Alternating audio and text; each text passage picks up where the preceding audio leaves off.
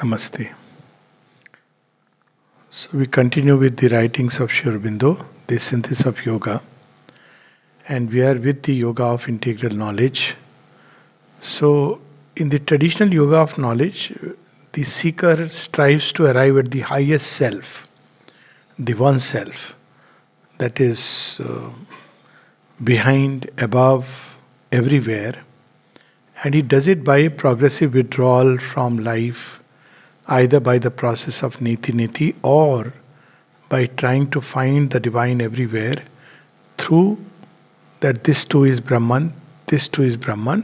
So, either of the ways, he has to draw himself away from the surfaces of the phenomenal existence in which the mind is ordinarily caught. In the integral yoga, the self, the highest self, is that which includes and combines within itself all the aspects and statuses and modes of the divine. Because the divine is one, but he is infinite, and he manifests himself on all the planes in different degrees of his own self manifestation. He is at once Nirgun and Sagun, he is at once the Shar Purush and the Akshar Purush, and the being, the supreme being, the Purushottama, the absolute. So, all these different aspects of the divine, they are self revealed in the supramental state. But less than that, normally, ordinarily, the yoga of knowledge, traditional yoga of knowledge, is satisfied with reaching one or the other aspects of the one supreme, one divine. So, but unless we combine all the different aspects, not synthetically, organically, but as one, and we have taken this example, and we can take this example again, that we may separate ourselves into buddhi, we can separate ourselves into the emotional being, physical being, psychical being, the physical body itself. And to each one, we may give a particular name that this too is me. But is this the only me? So, in typical traditional yoga of knowledge, we say, no, these are ways and means of my expression, but I am someone else. So it discovers that. This is one way. But in all of these, we are equally entitled to say that this too is me. And there are different ways through which the I or the self, not I, the egoistic I, is expressing itself. So in Sri Aurobindo's yoga, the supramental is that where all the different diverse aspects of the creator are fused into a single harmony. And that's why the word used is divine perfection. Perfection here is that all the different qualities, Anant Gun, the ways of being, modes of self, they are all united into a single spontaneous being. Like by that, as I said, when we refer to ourselves, we are referring spontaneously to the integral whole, because reality is integral. So Sri Aurobindo uses the word integral knowledge. Now comes these three last chapters, which are very interesting and significant. Traditionally, we keep hearing the word samadhi, and there is so much importance given to samadhi that very often, I mean, of course, semi-humorously, but long time back when I was with a group of people and they had their own system of meditation, and I also was meditating in my own way. I didn't follow any of those systems because I was still looking for what really would work for my aspiration, because I always feel the path opens according to your aspiration. It's not that you find somebody and learn a technique and start proceeding. It's almost like saying that there is a very nice Vande Bharat Express. They are very nice, of course. But just because it is nice and I take a ticket and sit into it, somebody will say, but where do you want to go? So where I want to go is the path that I must traverse. Till then, it's all experimenting. You must sit in this train, it may take you to a station which you never wanted to go, so on and so forth. Well, there is this so much talk in traditional scriptures about samadhi. So during that meditative session, when I came out, I was, that pav sun ho jata hai, your body, your consciousness is withdrawn from the body. Now we understand all that, but that time, so you can't easily get up because your feet start doing janjan. Why? Because the nervous currents have to flow back into the nerves. So somebody remarked, अरे इनकी तो समाधि लग गई. कोई समाधि नहीं. This not samadhi. It is not called samadhi. This term is used very loosely. So what really samadhi means? Samadhi literally means an absorption into the highest self. Basically, that is samadhi. And there's several degrees and stages of this absorption. In the highest, it is impossible to return back. If the soul can stay in that highest status, it is said, some according to some 21 days, according to others 42 days, then you cannot draw it back. It is just impossible, because the cord, that subtle cord which links the physical to the highest, that is no more operating. You just can't come back. So you are gone in that state. But it's very difficult to discern, because even before that, your breath may stop, heartbeat may stop, but you continue to live, because there are subtle nadis, subtle, we'll explore this very interesting subject, through which the life current can continue to flow. Even the heartbeat can become very subtle. It's not palpable.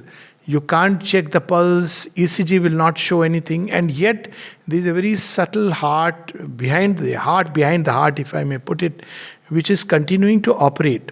And the yogin can live in that state. But when he withdraws even from that, it becomes impossible to bring him back.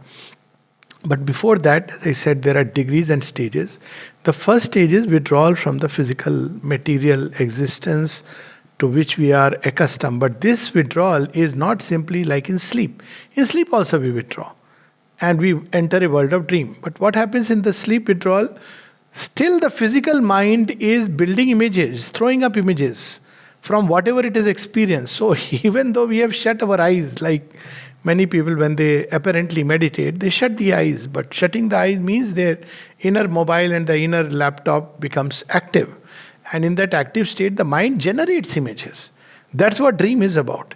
But in the Upanishads, the word dream self is not used in the sense that we use the word dream. The only thing that comes close to modern psychology here is that modern psychology admits that we live on the small surface and there is a vast subliminal, subconscious, and though modern psychology doesn't admit, Indian psychology admits, and a superconscious self. So we are living only in a fraction of the surface, and the first stage is to withdraw into the inner state. Now the difference in dream and the Swapnavastha of the Samadhi. So we have the Jagrat Avastha, the waking consciousness, where the physical mind draws data from the senses and it is constantly acting and reacting based on that. This is the ordinary normal life, bound completely by the physical mind. Then the next step is when we withdraw into the dream state. Now the difference is, ordinarily in dream, nothing is in our control. Dreams come and go. But in the dream state of the Samadhi, Swapnavastha, you are conscious, the mind is completely functional and operative. So the mind observes, discerns, judges, can act, control, master all the movement through which it is going. Whereas in ordinary dream, it is a falling into a subconscious.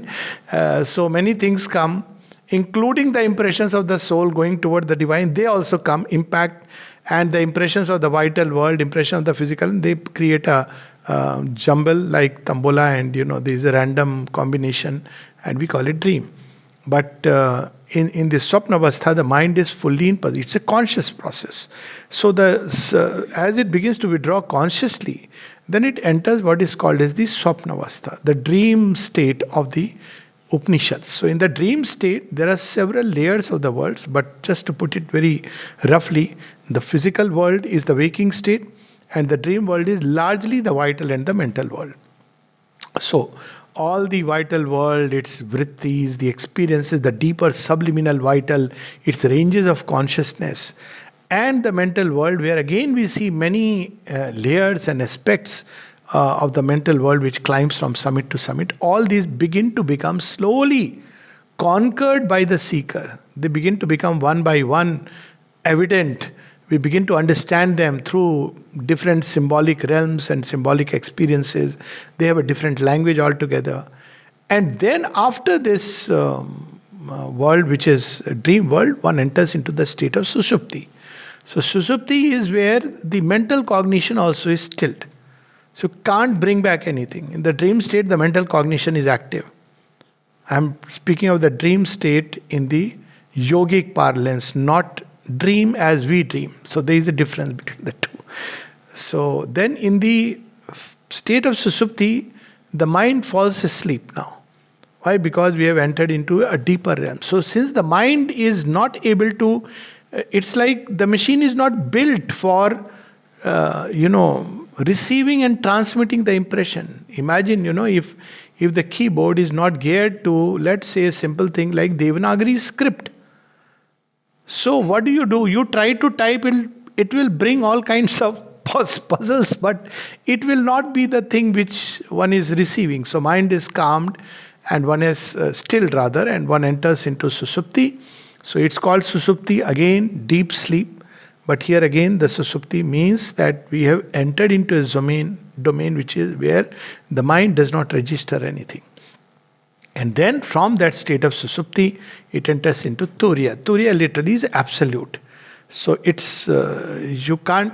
It includes all of this and none of this, and you can't define it. It's the Parabrahman of the ancient seers. So these are the four Chatushpad Brahman. It's the Brahman which is expressing himself in all these layers and levels. In the physical, it is the gross senses. In the subtle dream world, it is the subtle senses through which we begin to become aware. And in the susupti, we don't have corresponding senses because the bodies of the supramental and that is the causal body, the Vijnanmaya quotient, the bliss self. Now these bodies are not organized within us. So there is nothing in us which registers the impact. But here comes, Sri Aurobindo says, but it is possible that it need not be so. So in this yoga, it is perfectly possible in the dream state to start with, to be simultaneously conscious of the physical world. So if you are snoring, you are aware you are snoring and its impact on the people around. If you are dreaming, you are dreaming, not now the dream, but experiencing, you are simultaneously aware of its impact of things which are outside. How do we become aware? We become aware through the subtle senses because the physical senses are withdrawn. And these subtle senses, very interestingly, they are far more clearer and far more capable of reporting the hidden truth behind just the physical. So we'll see the physical things, but more in the subtle physical. I'll give a small little example. I don't know this. Probably as we develop yogically, we become sensitive. You sit in some place where somebody has sat for a short while. And now, with the subtle senses, you will begin to become aware of that because the subtle envelope is still there. That's why, staying in hotels, they hopefully change the bed sheet, but the atmosphere is still the same. So you begin to become conscious of the atmospheres. But now this is one degree. But as we become aware more and more inside, through the subtle senses, we become active. Now these subtle senses have to further be taken away and turned toward the higher object.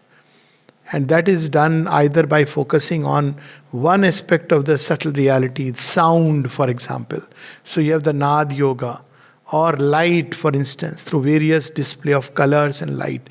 These two are the main senses used because touch and smell and taste are relatively subordinate. But taste can ultimately be transmuted and one can taste Amrit. That's the original meaning of Amrit Chakhna, which has been completely reduced to a farce of simply going to a Gurudwara and tasting something or doing Khichdi Mudra and tasting the Amrit. Amrit becomes a natural taste. It flows into the system because the senses begin to become aware of these subtle senses. Or for instance, the touch. Have you not felt sometimes in a state of meditation as if the mother has touched me? Now, this is not just imagination. This is a reality of another domain. Sometimes through smell, these inner senses become active. You can almost know people through smell. You can know their state of health or illness through the smell. So this is a whole subtle world which begins to become active in the state of dream worlds. But even these sees and the mind's cognition in that sushupti. But problem is from the sushupti again there is no link. So one is unable to bring back or report. So here again, Sri Aurobindo says it need not be so. Of course, they are building the bridge. One of the work of the mother was to build all the bridges because there are gaps of consciousness.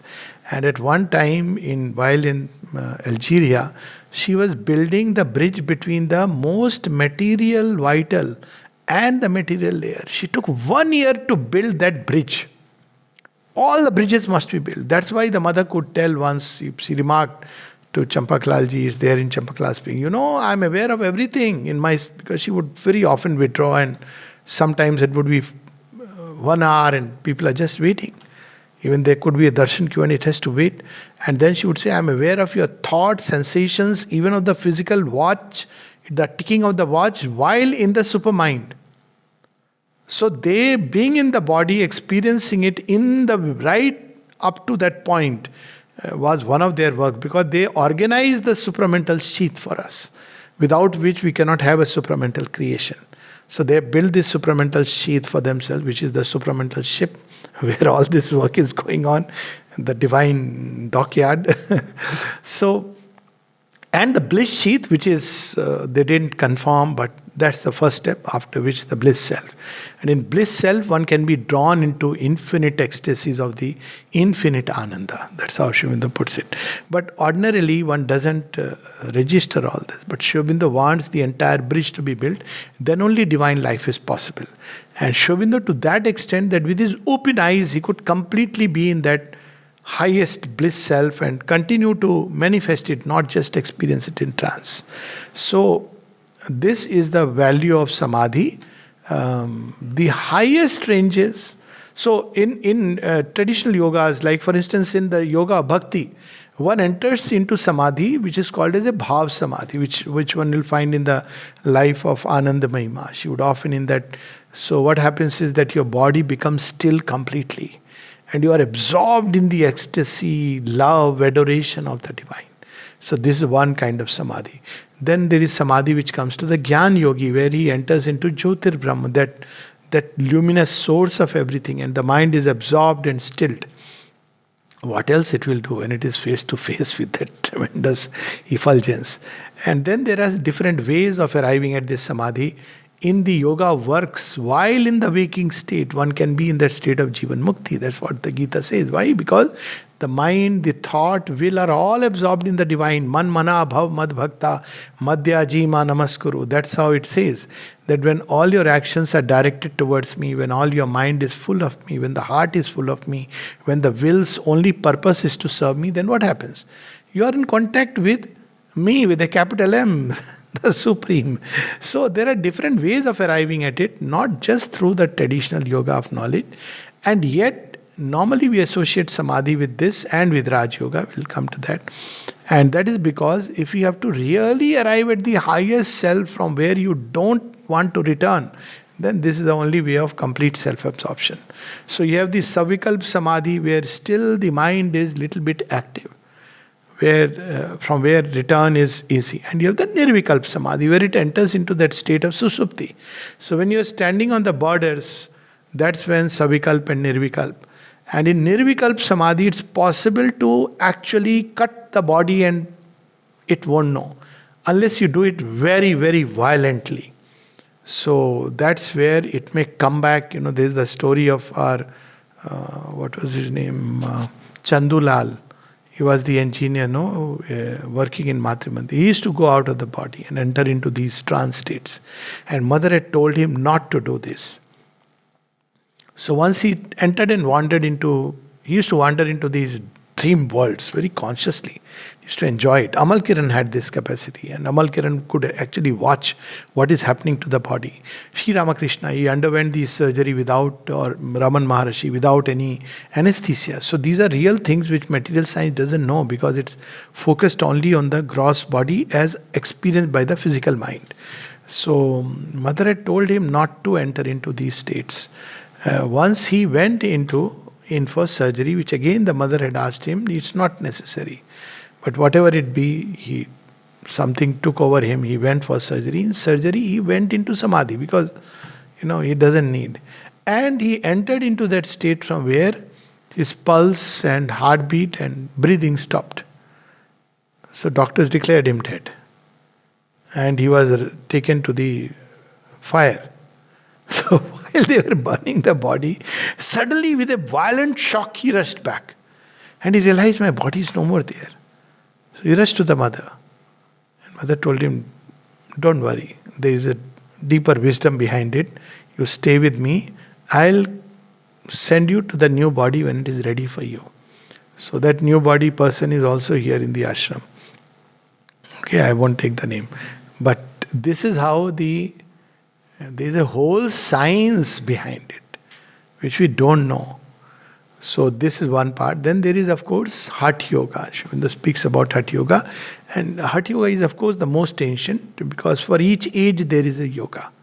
So the earliest stage of mankind, when body is what they are fully conscious of, Sri Aurobindo says there is never an age of mankind when yoga is not given to man. But as is his evolution, so is the yoga. So Hatha Yoga is to the Rakshasic or Asuric man.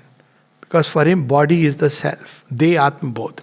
But yet, even through that, so the principle is that all the energy, the divine consciousness is absorbed in the body. Because it's everywhere. So he starts from the body. He starts extracting, like, you squeeze a lemon. But body is not a lemon, it's some hard fruit. You have to squeeze it and little by little extract. So Hatha Yogic processes, there are 80 asanas and even more if you take mudras and bandhas and all this. Through these means, the divine energy is released from the physical body and is made available to the system, which is normally not available. And in Hatha Yoga, along with the asana, so these are the asanas, which means that the yogin has to learn to be immobile in certain postures. Fixed, immobile. Because when he's fixed and immobile, normally what happens when we try to stay fixed and immobile, the pranic currents make us restless. It's difficult to stay in a posture for a long time. But here, because the yogin stills his body, literally by the force of will. So these pranic currents, because they are unable to do that, more and more energy is released, and then to regulate the pranic currents, he does pranayam. So pranayam is invariably part of Hatha Yoga. You can't have only Hatha Yoga and no pranayam. So, and of course, that Hatha Yoga is not what we practice here. Now we practice just some asanas, which are good, okay, but this is not Hatha Yoga. Hatha Yogic exercise, I elaborate numerous. I know of at least one Hatha Yogi in Bangalore who used to practice 8 hours of only Surya Namaskar. Try doing it. Because it's not easy. It's all bones and blood in which that divine energy is there. And then through pranayam, he directs, because energy is being released. Now, if you don't direct it through the channels, it will devastate the system. So that pranic currents have to be simultaneously, rightly directed. So what it does, it opens up all the blocked subtle nervous currents. So nervous system is the interface between the gross body and the subtle. So there is a subtle nervous system which is represented in the physical body through the physical nervous system. And then through this process of directing the prana, so there are 5 movements of subtle prana. We know only the breathing in and out, but all gross activities have something corresponding in the subtle. So if you regulate through the gross slowly, it's like you catch one end. You catch one end of the, let's say the tiger, don't try it. Snake is easier analogy. You catch one end of the snake. So the entire snake, because it's one single piece. So it's not that it's only his tail is affected, his hood is affected. And affected in strange ways. He cannot bite you.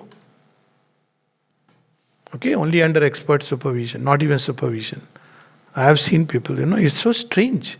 It raises the hood, but it cannot bite.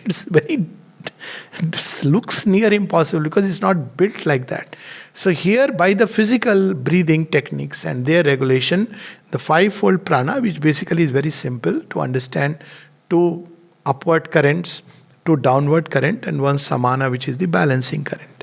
So all this energy which is flowing into it, but because the human system is not meant to take in lot of energy, only limited current is flowing. So it balances it, all the 5-fold. Normally, we have an imbalance. Either it's top heavy, too much current flowing into above and nothing flowing below. Or it's most of the time 90% or 99% downward current. That's why there are people for whom thought is so difficult, cannot think, cannot spend time in, let's say, even a philosophical contemplation. Expressive center, all this is almost inactive, because the entire thing is going apan vayu. This is udan vayu. And there is the saman vayu, there is the vyan vayu, all these different names. It's moving downward. So all the energy is taken from there, absorbed. And through pranayama, it's re-released into the system in a harmonious, balanced way. This is how the pranayama operates. And when the yogin has done all this, through years and years of complicated practice, probably he has to leave the job. You can't do real heart yoga without that. Then he gains certain benefits out of that. One immediate benefit is, of course, health and vigor. He can remain young for a long time. This is a real remedy for youthfulness. Why? Because now the entire balance of physical and the life energy is readjusted, calibrated. It becomes more harmonious.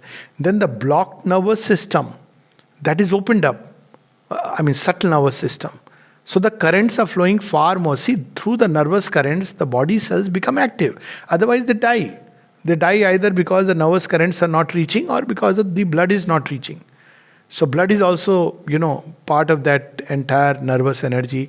So it flows smoothly. So there is spontaneously a healing capacity, healing processes, shedding off of the dead things, and again it gives a better glow. See, it's like, because now better blood is flowing, the cells are getting rejuvenated. So this was the ancient technique of health and vigor of the body. Then you develop, apart from this, certain siddhis, as they are called. Prominent among them are, of course, 4 of them are well known: Laghima, Garima, Anima, Mahima. So Laghima is the capacity to almost entirely defy the relation between the physical body and the material earth is completely changed. So Shobinda had this experience spontaneously. So it can be so completely changed that the body can actually rise above the material world. And it's so interesting. Why are we not able to do it? Science says it's impossible. It's not true. If the gravity and the physical body, the relation changes. By some means, you can do it. After all, that's how in moon, if you make a jump, which normally you would jump 4 feet, you will jump 6 times more. 24 feet. Why? It's a question of relation between the physical body and the material body, which normally we attribute to gravity, that mysterious force which nobody seems to understand. Even physicists are struggling. So it changes that relation. And that relation changes, there is a Utthapana Siddhi. So that's the extreme of this lightness of the body. Anima. Then you have Garima. So we have the story of Hanuman. He is actually flying through. This is not a myth. So because in that age it was Hatha Yoga which was very prominent. So we see Ravana having these siddhis, Bali having these siddhis. We see Angad, he puts a feet and nobody can remove it, because that was the age when the Rakshasa and Asura are very prominent. So this was the practice. But of course, this can lead to tremendous egoism, as in the case of Vali and Ravana, or that energy can be diverted toward divine purposes. Modern yogins know it, because now humanity has moved forward. But original yogins like Hanuman, they knew that it has to be directed to the service of the divine. So there are these siddhis through which the body can become light, it can fly in air, it can defy gravity. In Garima, you can bear an entire avalanche without really anything happening to you. So it's just the other side. The body can become so strong, Vajra-like. So that's why we have Vajrang, Bajrangi. So Bajrangi, because his body is like Vajra. He has perfected both these siddhis. So we have Laghima, we have Garima, then we have Anima, then Laghima and Mahima. So Mahima is the perfect mastery over not just the physical body but over material nature. Because that's how the consciousness has developed these powers, which are asleep, which are woken up. And of course there is Laghima, where you can become The whole body, its weight, everything can become so small, limited. We read this in stories of Hanuman. So they are not, the Hatha Yogins knew it. Sri Aurobindo in modern times have testified to some of these. You can even project your body into another place. So all this is possible because it can travel just like the subtle body far into space. And there are so many instances in life of Sri Aurobindo, in the life of lamas. You read some of them in the life of Paramahansa Yoganand, his Guru Lahari Mahashaya. So this is about Hatha Yoga. But the problem of Hatha Yoga is that unless we direct these energies towards the divine, it can lead to a lot of self-aggrandizing ego. Because in Hatha Yoga, there is no system of subordinating the ego. So that's what happened to Ravana, that's what happened to Hiranyakashipu, some of these. And they did it also to acquire powers. Then comes Raj Yoga. So what is Raj Yoga? Hatha Yoga starts with the physical body, and it's suitable to the Rakshasa and the Asura which identify with the body. Raj Yoga starts with the psychical man and is suitable to the Daityas and the Devas who are more into their emotions and thoughts. So Raj Yoga is suitable for that. So here the Raj Yogin doesn't start with the physical body in the original Raj Yoga. He started by mastering his mind and its processes, but Patanjali, who codified it, the Ashtanga Yoga is a Raj Yoga, and there are three main steps to it. First is purification. Even in Hatha Yoga there is purification, but purification is of a different kind. Various prescriptions about eating, food, sleep, all these are regulations. Not easy at all. So Hatha Yoga is not just doing some asanas and opening a class on Hatha Yoga. Asana is okay. Hatha Yoga is different. So Raj Yogi doesn't care about all these asana in elaborate detail. He simply finds a posture which is suitable and in which he can remain immobile for a long time. Spine should be erect in Raj Yoga. Whatever fun I mean. Because it is a psychophysical process. Hatha Yoga is largely a physical process. This is a psychophysical process. So it starts with, the 8 limbs starts with 5 yamas. Yama means restraint. I will not do this. I will not steal. I will not tell lies. I will not hurt anybody. I will not injure anybody. So yamas. And then there is niyamas. Niyamas is more, I will do these things. So yamas are restraint and niyamas are doing them. So there are 5 niyamas. But actually there could be many more. The logic is that by yamas we quieten the rajasic vital nature. So we try to quieten the desired self, which is all the time uchlowing and restless, and so we try to quieten it. And by niyamas, we quieten the sattvic self. So that's how the rajasic and the sattvic self, once they are quietened, then there is asana. The ability to, you have to find a stable ground. So in Hatha Yoga, it is only the body. But in Raj Yoga, ultimately the stable ground is the mind which he discovers. But the body should be in a reasonably comfortable posture, but not so comfortable that you sleep off, not so hard that your attention is drawn to the body. That's how the Gita describes. Neither too hard nor too soft. Like that, and should be comfortable. What is known as Sukhasan, it's not a very good word, but that's how it is. Alti Palti as it's called. But the spine should be erect in an Alti Palti posture. Then pranayam. So in Raj Yoga again, the elaborate pranayam of Hatha Yogins is not used. It dispenses with that. What it insists on is Nadi Shuddhi. The Nadi Shuddhi to purify the nervous current. So that we all know there are 2 ways of doing it. One is Anulom Vilom, left nostril, left nostril. The other is left and right. So by doing this, basically we are balancing the pranic energies flow in the system. It's a simple process, and we can see this very simply. We do an experiment. When you lie down, you'll see that invariably one nose or the other is active.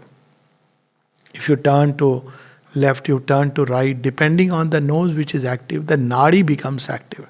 So there are these 3 nadis. That's what Raj Yoga teaches. The Ganga, the Jamuna, the Saraswati. So Ganga is the quieter nadi. And the Yamuna is the more active nadi. So even in the physical body, you have the parasympathetic and the sympathetic system. Parasympathetic is calming and sympathetic is what brings action and activity. So we have the Ganga and the Yamuna, and then they meet. And the middle Sushumna, which is not visualized in the material body, but is actually in the fluid that flows through the canal. This is very interesting because scientists don't speak about it. But this fluid is very important. So there is a whole fluid which flows through the center of the spinal canal and into the. I am a medical doctor. This is just in case people think what kind of things I am speaking. And this fluid flows. So this is the Sushumna. Sushumna is not normally active. So Sushumna is the Saraswati. So next time, if you can't go to Prayag, it's okay. But this Prayag one must find. So when the two of them are balanced, and then the third becomes active, then one tastes the nectar of immortality. That's why Prayag mein dubki lagane se. So they are external beautiful stories through which we have preserved a great secret through these means, so that because millions cannot practice this process, but at least there are people who have preserved the secret. And for those who are yogis, they pick it up. So they, immediately take up and in their practice they incorporate it. So there is the Nadi Shuddhi, then there is the flow of these through the three channels, and then as it enters into the Sushumna, there is the awakening of the Kundalini. Now in Hatha Yoga also there is an awakening, but through a different process. You are just extracting energy from there and it becomes so tremendous powerful that it bursts. So in Hatha Yoga you need to channelize it. But in Raj Yoga there is a willed process. So willed process is by the power of will. So next step after asana and pranayama is pratyahar. The first stage is you withdraw from the outside world. Shri Krishna also mentions in the Gita. Nobody can be lipped in the world and realize the divine. That's all. All life yoga doesn't mean that to start with. So pratyahar, like a tortoise withdraws itself into the shell. So it's the capacity to draw from your consciousness involved with things of the outer world. So that's why the mother puts it so beautifully in the very first conversation of 1929. She says, then first is why do you want the yoga for? And then draw your strings of consciousness. Literally it means attachments. And then you withdraw it and then focus it into the heart. So if we can't withdraw, then we can't focus. Of course, by focusing also, eventually we will end up withdrawing. But that's a different that's the integral yoga. But in traditional Raj Yoga, you have to withdraw. That's why Yam, Niyama, Pratyahar. Then after Pratyahar, the next step is Dharana. Now having withdrawn, it needs an object. Normally it is scattered into objects of the world. So this object could be a name, a form, or a mantra. This is Raj Yoga. So we can use a name of the divine or a mantra.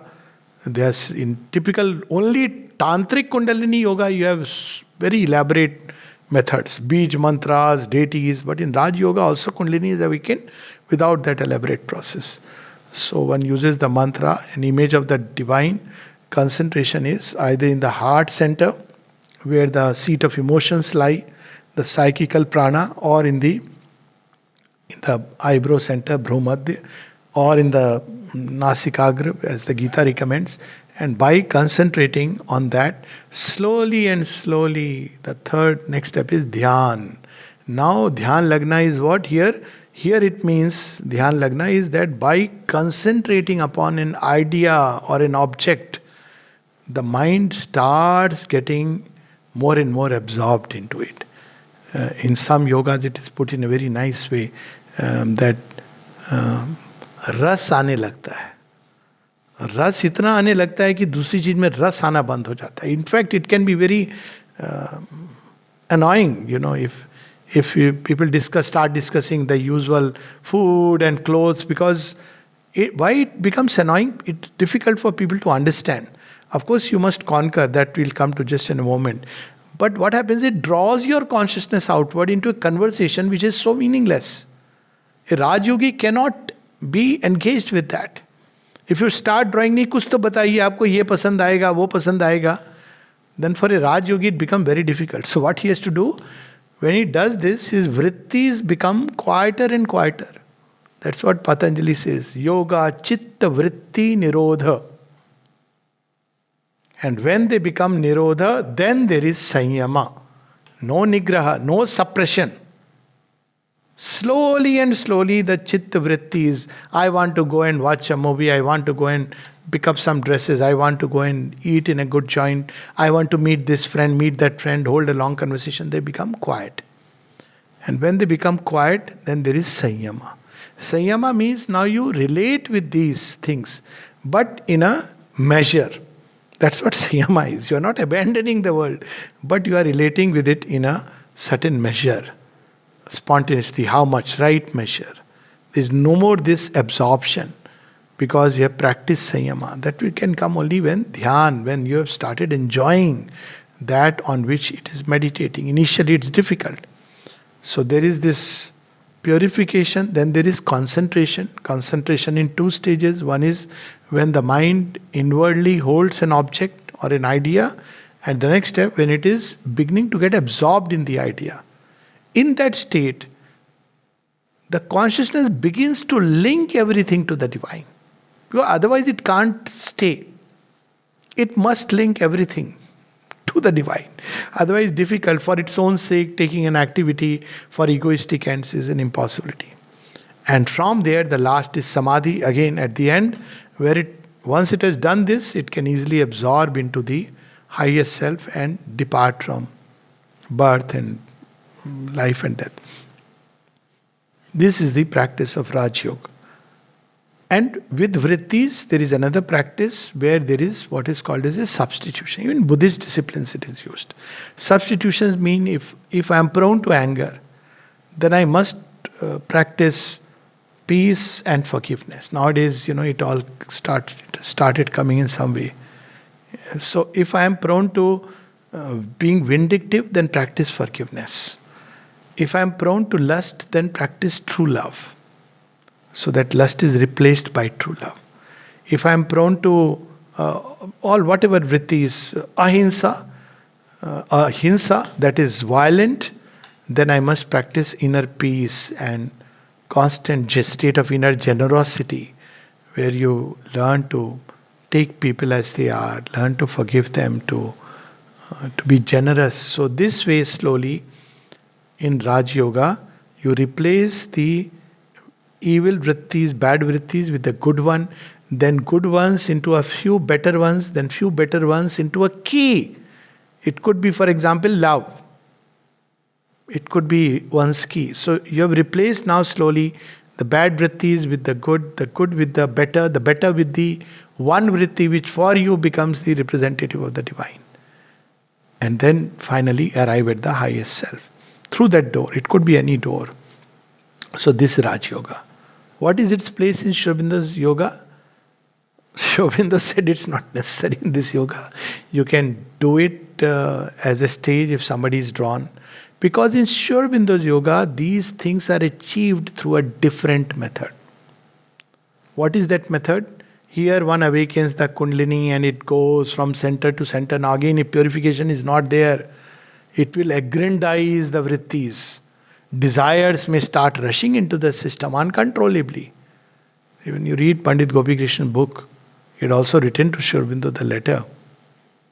He went into depression even. That's why many yogis go through these things. Subtly appetites increased. Why? Because when it touches the lower layers, and then it grows. Emotions can flood the system.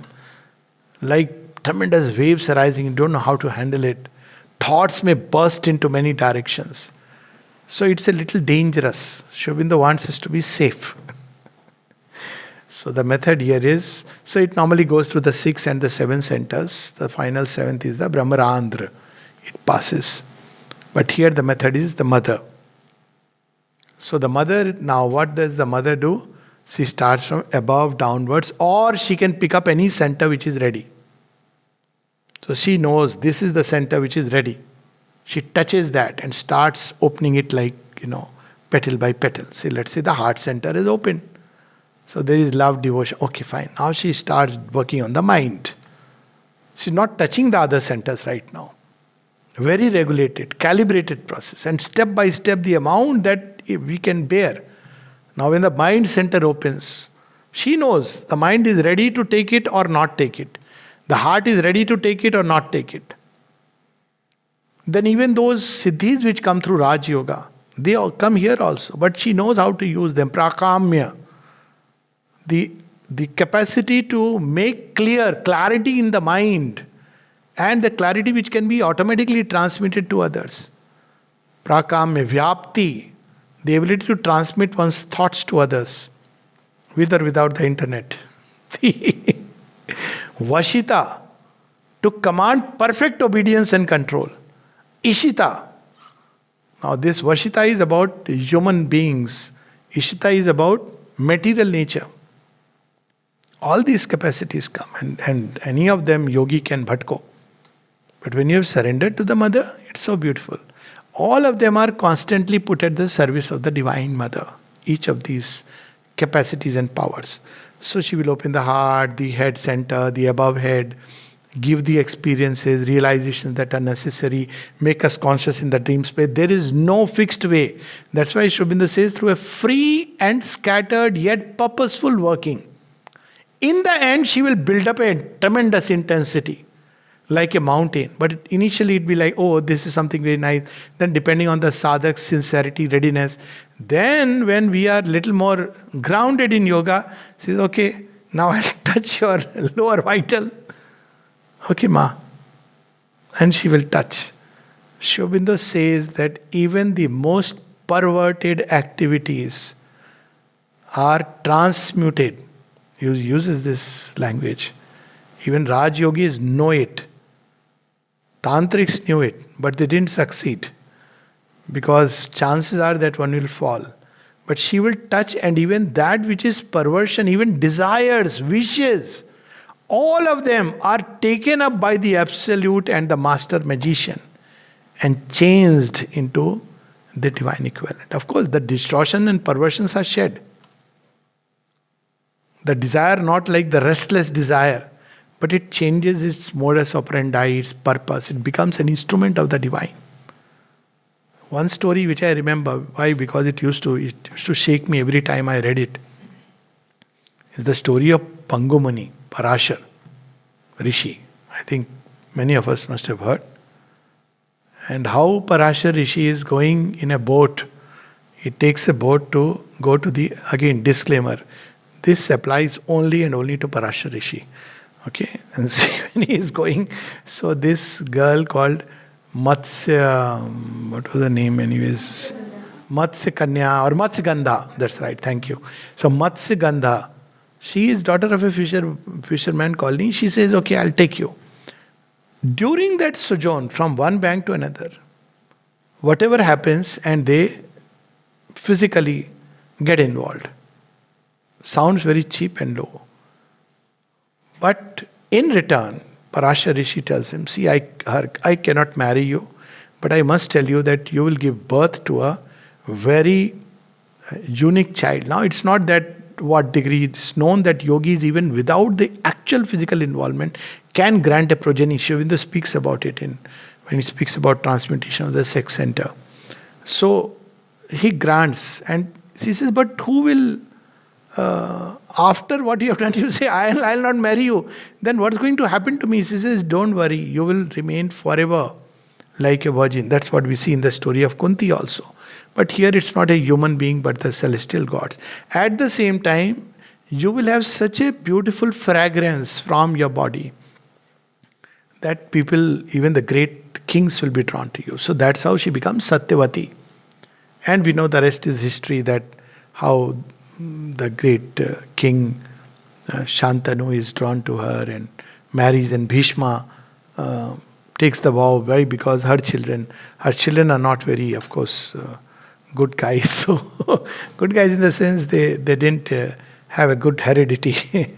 So they Vichitraviri and Chitrangad, and eventually they give.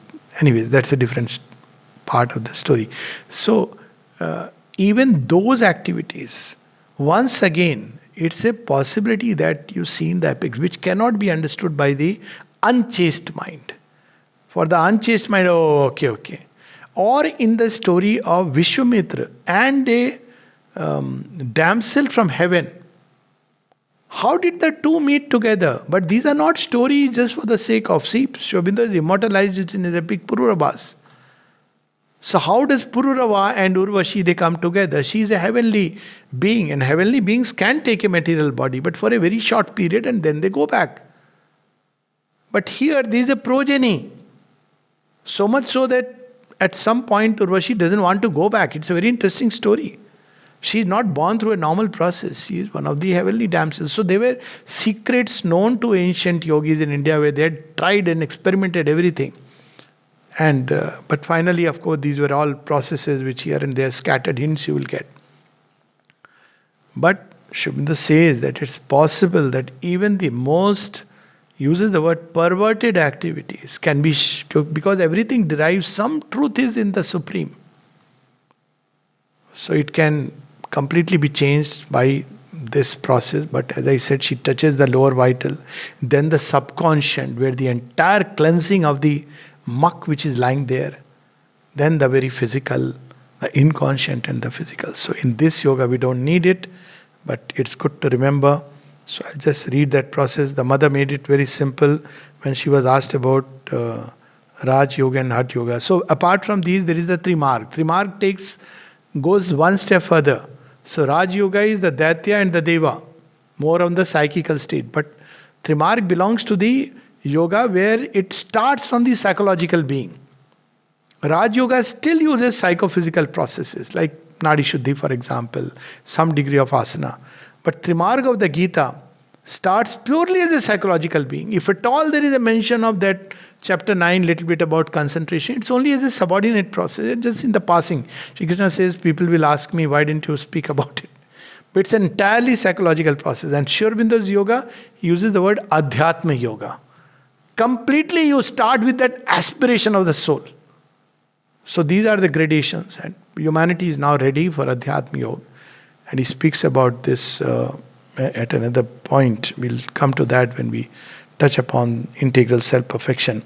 But when mother was asked about, she said there are practices which may be, which may look yogic in nature, but are not yogic. There are disciplines.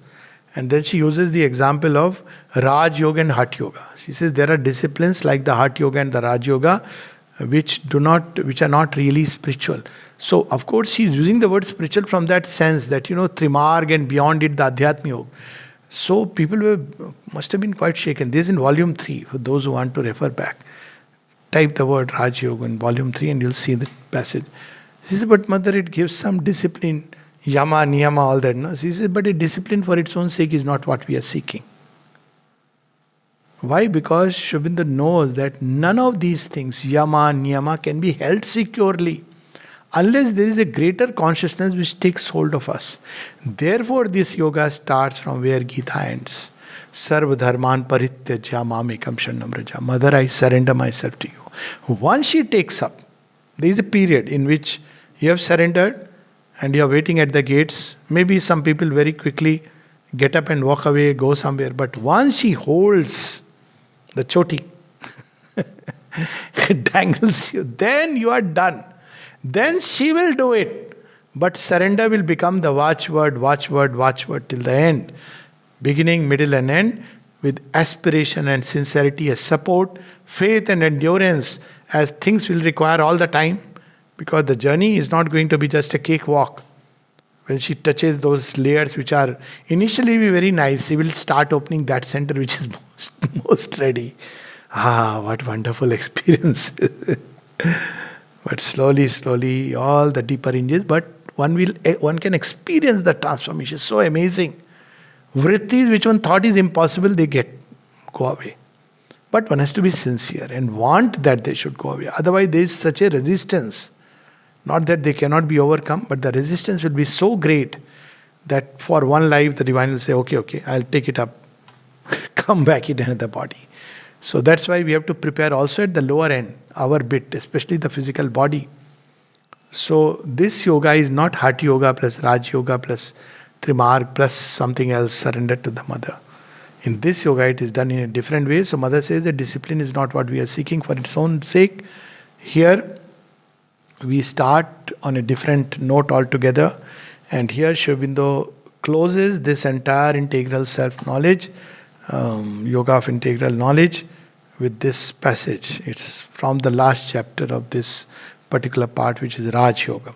On the whole, for an integral yoga, the special methods of Raj Yoga and Hatha Yoga may be useful at times in certain stages of the progress, but are not indispensable. It is true that their principal aims must be included in the integrality of the yoga. All that they can give us health, vigor, all the inner states, even the capacities, powers which awaken, because power is included in the entire perfection of man. It's not just Vedanta where you realize the self, but because this is a world transforming yoga, one has to participate in the Leela. So various kinds of powers, including power of expression, power of healing, inspiration, right knowledge, right action, all these different things have to come. So she says the aims must be included, but they can be brought about by other means. For the methods of the integral yoga must be mainly spiritual, and dependence on physical methods or fixed psychic or psychophysical processes on a large scale would be the substitution of a lower for a higher action. How beautiful. The mother's working is a highest action. So if you keep on harping upon this, then you are substituting the lower for the higher. So he says, brought about. Here he is, because he is going systematically, he is not revealing what those methods are. But of course we know that what those methods are. And he will reveal in the yoga of integral perfection. For the methods of the integral yoga must be mainly spiritual. So that's what is aspiration, rejection, surrender, faith. All these are sincerity. They are spiritual things. You can't see them physically. What do? You can't tell people what do. You will say, रोज हम आश्रम चले जाते हैं, समाधि प्रणाम करके आ जाते हैं. What else you will say? What is going on inside? When Arjav was asked that, what do you people do here? Arjav was, of course, John Chadwick. He was from UK, I think mathematician. And he says, if I tell you, will you understand? He said, no, but try to tell us. He said, we are struggling with our ego, trying to conquer it. He said, okay, I don't understand this. What do you do here? Very difficult to explain. Try explaining to anyone. Because it's not even done by us. She is the one who will take us through the journey. Different aspects, different powers, events, circumstances, inner life, its richness, complexity. Picking up of one line, dropping it, picking up another, then fusing them, it's just unimaginable. So he says that these methods are not used because it would mean and dependence on physical methods of fixed psychic or psychophysical processes on a large scale would be the substitution of a lower for a higher action. We shall have occasion to touch upon this question later, when we come to the final principle of synthesis in method, to which our examination of the different yoga is intended to lead. Namaste.